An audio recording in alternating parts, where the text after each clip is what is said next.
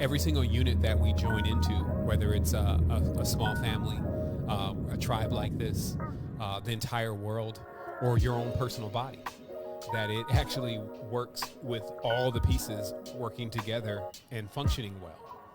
But the truth is that there's always something that is not functioning well. You break your toe, you're only feeling your toe, right? And so what about the rest of the body, the heart, the brain, everything else is functioning well but the toe. And so the same thing with the family. You can have a couple cousins and, they're just crashing into everybody and wreaking havoc on the entire thing. And then now look at the world. We could have predominantly a really good world that wants to grow and doesn't want to basically get hurt all the time, get bombed on and blown up and this kind of thing. But this still goes on. And it's just a matter of tipping those balances right now and putting in the work. That's what we're actually here to do, because it is work. I love to play with the term funning, because I'm projecting. I'm projecting. That's what I want it to become. And, I don't want to talk about the work anymore because, I even remember something my mom used to say. She used to say, all y'all know how to do is complain. She used to hit me with that. She said, James, all y'all know how to do is complain. And I kind of heard that the other day in my mind because, I was just listening to so many complaints from different people. And I'm like, man, these people really know how to complain really good. But when it comes to, making it happen, it's like not available. And, sometimes we could just you could see people get complacent in the complaining. And like that's going to solve some problems. But then meanwhile, the ones who are doing the work got to deal with the complaining and solve the problem. So it adds additional weight because it's like, just smile or go and view something that's not able to function at the level that you are functioning so that you can be a little bit more appreciative, like a person with no fingers or somebody that's lifting sulfur bags in mines in India. You know what I mean? But again, to each individual human, their experience is their own. So sometimes the sadness that we experience is akin to the guy walking out of the sulfur mine, or sometimes certain days he's more happy than, what a person could be, and being all caked up in America and having a nice job and car and all these different things, right? Because pain is relative. And so what I've started really doing is fortifying myself also, again, not to eliminate my emotions, but I have started using the pain to accelerate my growth. Because sometimes I start noticing that I start slacking off when things are getting good, right? Like, it's like, okay, everybody loves me, everything is happening. And then, this is then not the time to desist. This just means it's working and you need to keep the cycle churning. I say keep swimming, because you're trying to break ground, like you're trying to break the surface. Like we're literally coming out of the netherworld and we just like, if we could just break the surface, so that's really what's happening is that you're experiencing, the flux of just having so much netherworld energy around. And, you're not only swimming to the surface, there's other stuff tethered to you, people you're trying to pull up, you know what I mean? And then somebody give up down there and it's like, shit, that's too much weight. So all these things, like just because of whatever is going on with any of us, it doesn't make us exempt from it. And that includes me. Like I go through these processes daily. And I try to, do the best with my consciousness because I can also, Rahu is prone to depression because it's all a mind. It's all, so if it's something wrong gets in your mind, the wrong comment, the wrong person said the wrong thing, it can wreck you. And a lot of people, they'll even tell you those one-liners like, you shouldn't let that bother you. Like that just turns it off.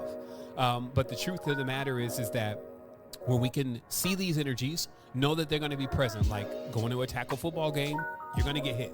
So the reality is now, how can I benefit from this hit beside the paycheck? So it's basically like, because, that's sometimes what tends to keep people into even what they're doing is just that they have to make money doing it. That's most of people's jobs. They don't got jobs they don't like to do. It doesn't necessarily stop just because you're working with consciousness. Maybe that's just sometimes another lie. Right? It's like, oh, I start working on helping people, then I'll be happy. It's like, no. That's like saying if I go to work at the hospital, then I'll never get sick. This is not really what we're talking about. So, thus one can begin to prepare themselves and gear themselves up properly for what they're going through in this experience. And so I find that we do need to, put some more emphasis. And, this is a small unit, so we only have so much time and energy to focus on specific things. But the external accoutrements are indeed important in the external reality, our garb, the things that we're wearing, the relics, the different energies that we have that are in alignment with us, that resonate with us, that we can bring into our space. This is another thing that, again, will assist us and empower us. And one of the things that I just wanted to pass to you is these incense, these tree resins. I had to go on Etsy the other day, and spend some time because my tree resins had started getting low. And, I had, a decent supply. I mean, you don't need to use a lot. Like, you got $20 worth of tree resin on one tree resin may last the whole 6 months or a year, right? Because you don't need to use a lot. But what happened was, so I had this supply, and the supply after 2 years started running so low that I was basically down to some cheap frankincense. And to a point where I stopped burning it because I didn't like that frankincense. It was just like the bottom of the barrel. But I got so busy. I just kept forgetting. And this, you feel this also with anything, meaning feel resins with anything that you already knew. This is what keeps me balanced in my environment. So for me, it's resins because they form a natural defense against bullshit. When it stinks, they kind of combat that, and they bring energies around, vibrations, frequencies that harmonize with that. So, some of these scents, they come from ancient times. And so there's still energies that they burning the good frankincense, they burning the good myrrh, or, the sandalwood, the Palo Santos, these kind of things. But, take your time, meaning that it's not always about buying that big giant pack for $5. It's about really also just saying, okay, I'm going to take my time to go and look for this to cause this effect. And so, because there's almost like with everything, and I just want to give you another gem from me to you. With everything, like right now, for instance, we got to make the cosmic clocks. And, the cosmic clock is not, we can't say it's the most expensive watch in the world. There's always Rolexes and that kind of stuff, but it's also not the cheapest watch. It's not a Timex. But the amount that it costs, I end up having to put into every watch, no matter what it seems. From the process of milling the wood to the process of sanding or polishing the brass, from the process of assembling it to bending and curling and etching the amagi, and so much of it, it's just not acceptable. It's like at the end of the day, because that's also what can be disheartening, is that you spent like all this time on something and then you got to throw it away. Right? Like, I deal with this shit and it's crazy. It's like, I just put almost 8 hours into this watch and there's a speck underneath the glass that I just don't feel comfortable with pushing it off to somebody. And I'm giving you an example here. But this kind of applies in so many other aspects of life.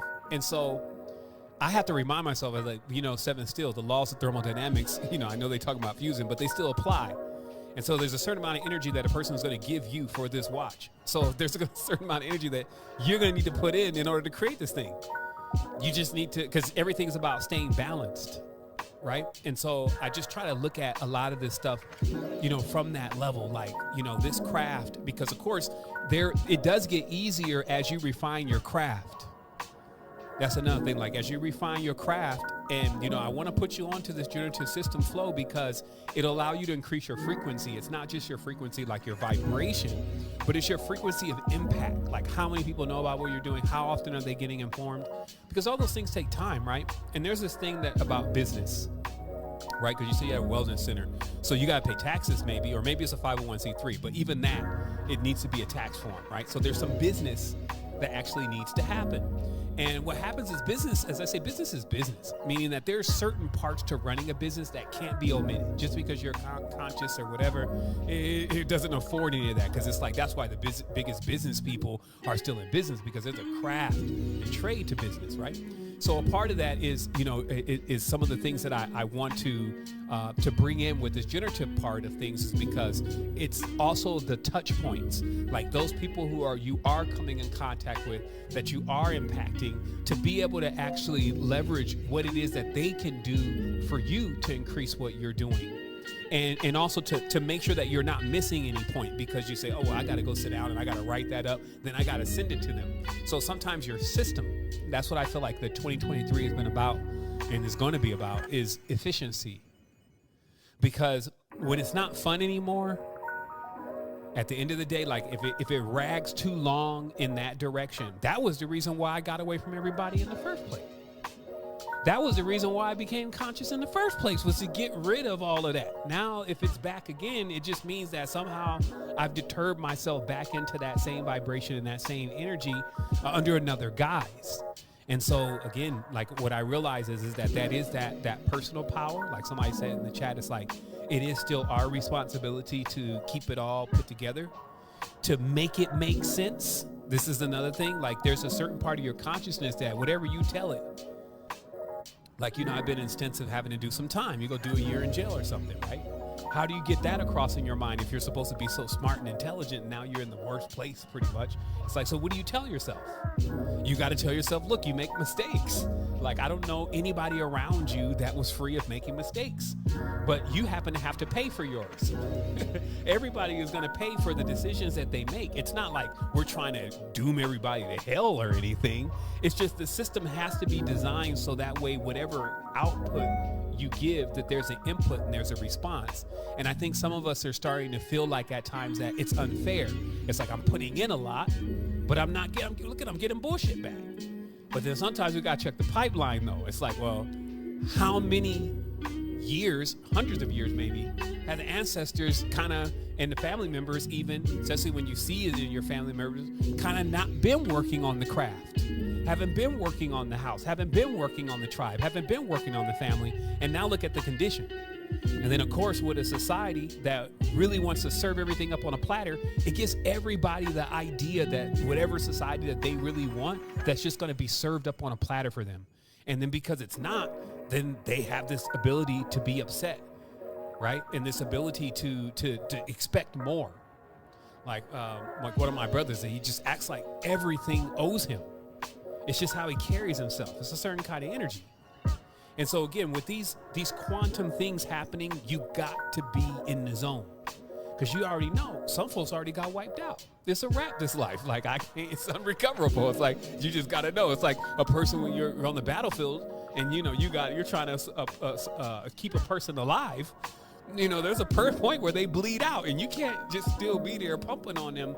You got to basically allow that to empower you to live. It's another juxtaposition in the consciousness. Like, when something crazy happens, it should push you more into doing what you already know is the solution to issues. So I want to finalize that thing about the incense.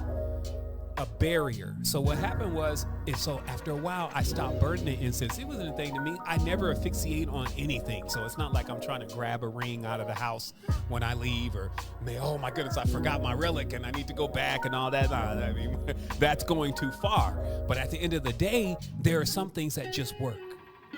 And when I'm creating a field around me, because I already know, like, I need to be shifting the energy that's coming in here. Right? And I don't need to be doing that with a conversation, because a conversation is like, I need to hit you in the olfactory. I need to hit you in areas that you don't even know. That's why I said the masters can teach without really even talking, just using and aligning with the things that actually do allow those energies. Because when you do feel that way, the cry, right? So the cry, and this is, I think it's crying is very healthy, but it is a crack in the aura. Like that the aura is bleeding in a certain tense, right? And we feel that pain. If we weren't empathic, we wouldn't feel any of this, right? So it's the agreement of opening up more in order to heal.